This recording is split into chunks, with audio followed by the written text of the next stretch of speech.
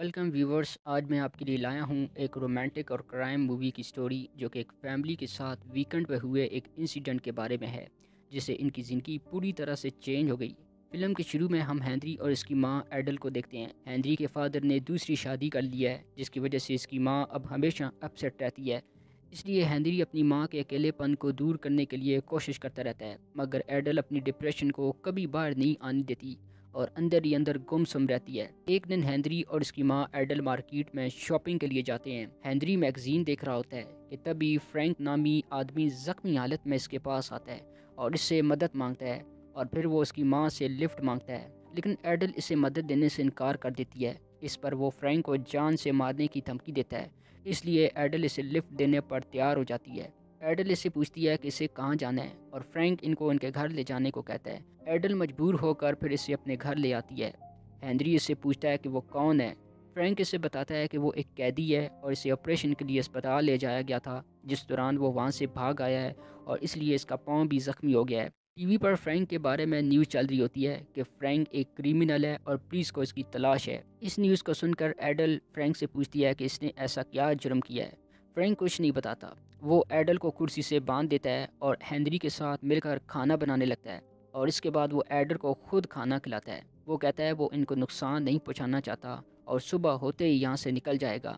اگلے دن Frank Henry سے اس کی فیملی کے بارے میں پوچھتا ہے اور ہینری بتاتا ہے کہ اس کے فادر نے دوسری شادی کر لی ہے اور اب یہ ماں بیٹے اکیلے ہی رہتے ہیں۔ اتنی دیر میں ایڈل بھی آ جاتی ہے جس کو فرینک نے اب کھول دیا تھا۔ ویکنڈ ہونے کی وجہ سے آج ٹرین سٹیشن بند ہوتا ہے، جس کی وجہ سے ہینری یہاں سے جا نہیں پاتا اور گھر کے کاموں میں ان کی مدد کرنے لگ پڑتا ہے۔ ان کے ساتھ ایک فیملی ممبر کی طرح پیش آتا ہے اور ہینری کے ساتھ اچھا بیہیویئر کرتا ہے کہ اسی وقت دروازے پر نوک ہوتا ہے، جس کی وجہ سے فرینک ایڈل کو ہوسٹیج بنا کر ہینری کو دروازہ دیکھنے کو کہتا ہے۔ ہینری دروازہ کھولتا ہے جہاں ان کا ایک پڑوسی ہوتا ہے جو ہینری کو کچھ فروٹ دے کر چلا جاتا ہے۔ اس کے بعد وہ اس فروٹ سے ڈش بنانے لگتے ہیں۔ اسی دوران فرینک اور ایڈل ایک دوسرے کے قریب آ جاتے ہیں جو ہینری کو بالکل اچھا نہیں لگتا۔ فرینک کو اپنے قریب ہوتا دیکھ ایڈل اپنا کنٹرول کھونے لگتی ہے۔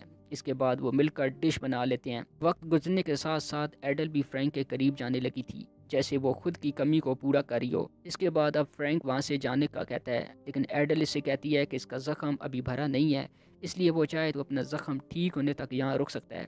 اب فلیش بیک میں ہمیں دکھایا جاتا ہے کہ آخر فرینک نے جرم کون سا کیا تھا۔ فرینک ویتنام جنگ کا تجربہ کار تھا۔ ماضی میں سے مینڈی نام کی ایک خوبصورت لڑکی سے پیار ہوا تھا اور انہوں نے ایک دوسرے کو ڈیٹ کرنا شروع کیا تھا، اور پھر فرینک نے مینڈی کو شادی کے لیے پرپوز کیا تھا۔ دونوں نے شادی کر لی۔ اس شادی سے فرینک کا ایک بچہ ہوا، اور ایک سال گزرنے پر فرینک کو مینڈی پر شک ہوا۔ اسے یقین نہیں تھا یہ بچہ اس کا ہے۔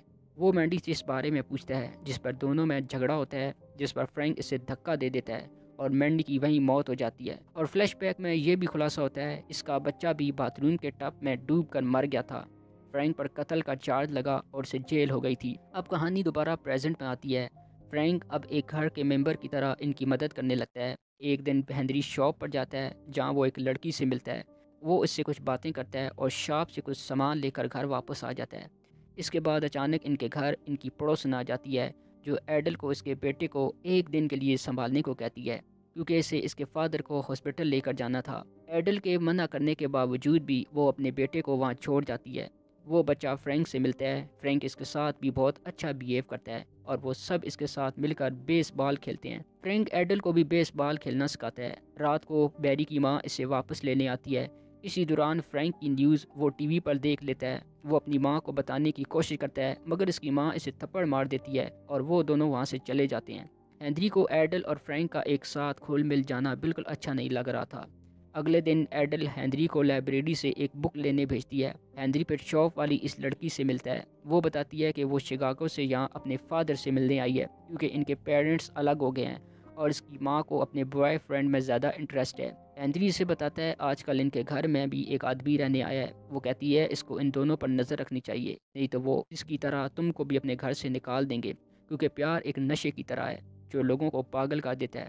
یہ سن کر ہینری وہاں سے چلا جاتا ہے۔ سنڈے کو ہینری کے فادر اس سے ملنے آتے ہیں اور ہینری ان کے ساتھ ڈنر کے لیے چلا جاتا ہے، لیکن ہینری ان کے ساتھ کوئی اچھا سلوک نہیں کرتا۔ گھر آ کر ہینری دیکھتا ہے فرینک اور اس کی ماں ایک ساتھ ڈانس کر رہے ہیں اور ہینری جیلس فیل کرتا ہے۔